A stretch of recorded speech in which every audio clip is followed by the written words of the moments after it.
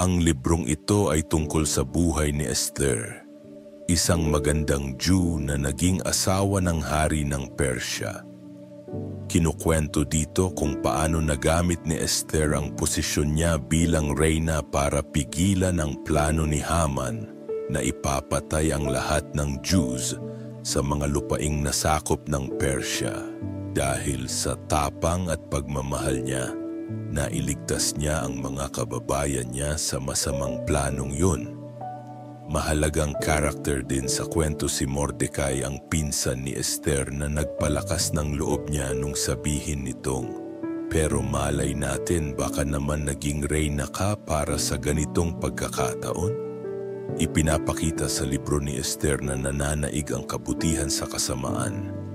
Nagtagumpay ang mga Jews laban sa plano ni Haman at in-explain ng librong ito na yun ang dahilan kaya sineselebrat ng mga Jews ang piyesta ng Purim. Sa lahat ng mga libro sa Bible, ang libro lang ni Esther ang hindi bumanggit sa pangalan ng Diyos.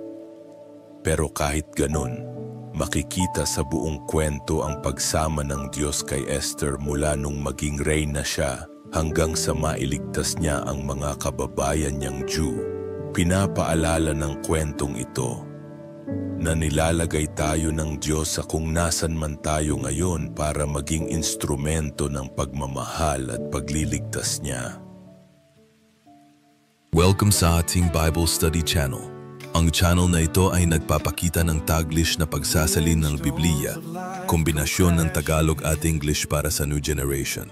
Layunin kong mas maintindihan, maunawaan, at maisapuso ng bawat isa ang nilalaman ng salita ng Diyos. Kung gusto mong mag-aral ng Bible, simula Old Testament hanggang New Testament, samahan mo kong basahin nating mabuti at unawain kung saan tayo nagmula at madiskubre ang dakilang pag-ibig ng Diyos para sa buong sanlibutan.